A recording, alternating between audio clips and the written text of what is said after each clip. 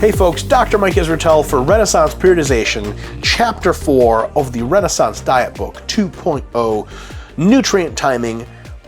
This chapter is gnarly. It's enormous, right? Real serious piece of work, if I may say so myself, as one of the authors. It goes into an unbelievable amount of complexity. It talks about timing in relation to how many meals per day, how far the meals are spread apart, exactly what's in the meals macros wise, so it's macro independent timing, like you can have 6 meals per day, but some of the meal plans would be every meal has 30 grams of protein, but another meal plan could be some have 40, some have 20. That's actually a little bit different. It goes into a bunch of these other very minute, very intricate timing situations and sort of timing arrangements, and talks about all the science behind them, all the theory, and what is the optimal way to go based on a variety of different conditions and what we think is best.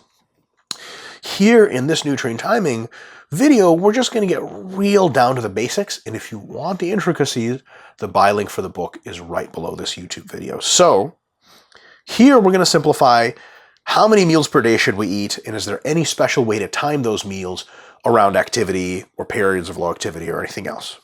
So here's the deal. Timing is super straightforward with meal number, 4 to 7 meals per day, spread relatively even, and it doesn't count as a meal unless there's protein in it. And more specifically, protein that's also spread relatively evenly as far as how much of it there is.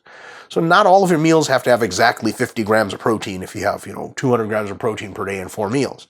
But, if a meal has less than 20 grams of protein and one meal has like more than 80, starts to be kind of a little bit weird and maybe not have the best kinds of effects.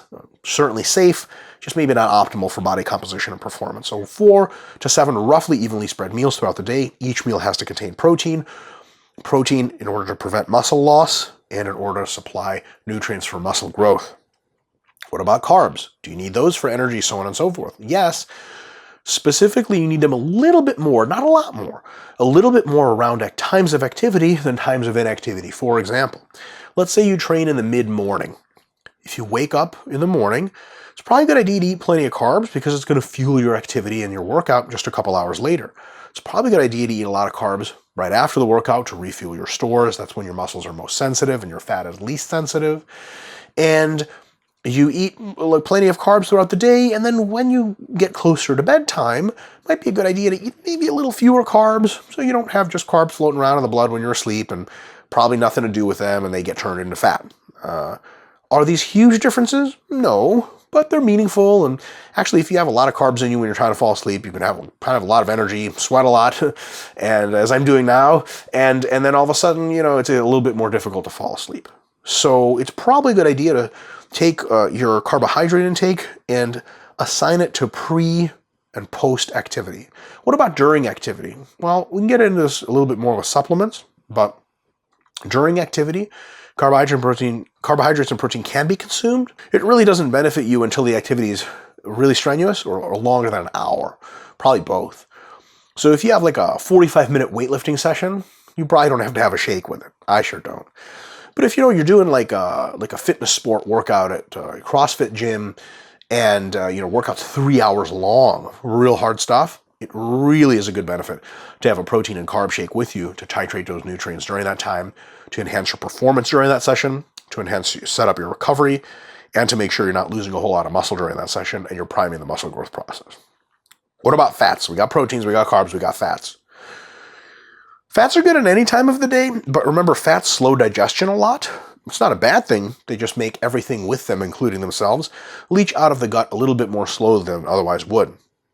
So if you want to consume carbohydrates now, to have them available in the blood and make you super powered in 2 or 3 hours, if you have a ton of fat with that meal, the carbs actually won't all be out in the blood by then, and a lot of them won't even have been digested. You'll still have a really full stomach, right? If you go to a burrito place and you order 2 extra sides of guac and sour cream and cheese, with your original burrito, sure, that's plenty of carbs in there, rice and beans and tortilla, but, you're not going to see a lot of those carbs for, 6 or 8 hours later. So it's probably a good idea for GI issues and for timing issues to keep your fat lower in the meals just around your workout, before and right after, to make sure you're fed for your workout and recovered well after, and to push most of your fats to times further outside of your workout window. Maybe in the morning, if you're training in the middle of the day, for example, push your fats mostly to the morning and the evening hours. That's probably a really good idea. Lastly, where does timing fall in the diet priority pyramid? Well, it's 10% of total effect. What does that mean as far as results go?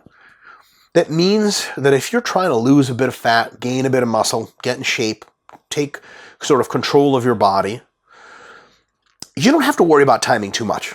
Like if you eat 3 meals on some days and 6 meals on other days and miss 8 hours of eating here and there, it's really not the end of the world. If you start messing up your calories and your macros, you're going to pay for it. But with timing, man, it really doesn't make a huge difference. Case in point, some people think that intermittent fasting, where you don't eat for a considerable amount of time during the day, is something that benefits them as far as their lifestyle. They don't like to eat throughout, take like 5 lunches to work and stuff. They might like to eat in the morning, or not even, start the morning with some black coffee, maybe a protein shake, head out to work, get everything done, get their workouts done with some caffeine, come home, eat a big feast, relax, head in for the night. Nothing wrong with that. Is it ideal? No, it's not ideal. You're losing a good fraction of that 10%, but remember, it's only 10% fraction. So if you like that lifestyle and you're getting good results, heck, more power to you. Now, if you want the ultimate in performance and body composition, if you have a competition coming up, it's probably a good idea to organize your nutrient timing to have 4 to 7 meals per day, structured reasonably, carbohydrates around your workout times, and be very, very consistent. So timing is one of those things, it's real lifestyle and adherence based for most of us.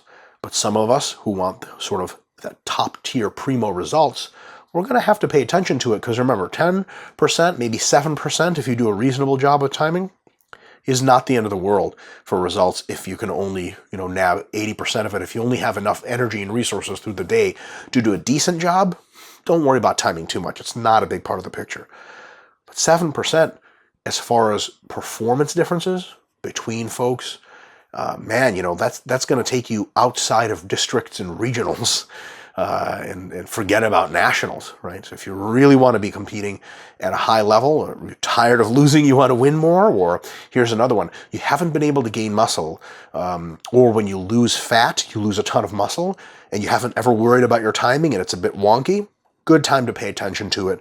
You got to pay attention to the details when your level of intervention and desire to improve necessitates that just the basics don't quite work anymore. And here's the thing, just to close out, if you eat like at least 3 meals a day, relatively evenly spaced, and you hit your macros and your calories, you're not taking a 10% discount on timing. You're taking maybe a 3 or 4% discount. So you're getting most of that category anyway. It's the real huge mess ups on timing that cost you close to 10%. How do you do that? Skip a whole day of eating, right? There is a group of folks who do alternate daily fasting. Well, one day they eat, one day they don't. Like if they were on a soccer team and I was their coach, I'd be like, you better cut that stuff out right now. I can't have you show up to a game when you're not eating. It's going to be a disaster, right? So that's when we start costing 10%. Look, eat 3 to 5 times a day, find time to get some protein-based snacks. You're good to go. You're getting most of the effect without any of the worries. Folks, see you next time for Chapter 5.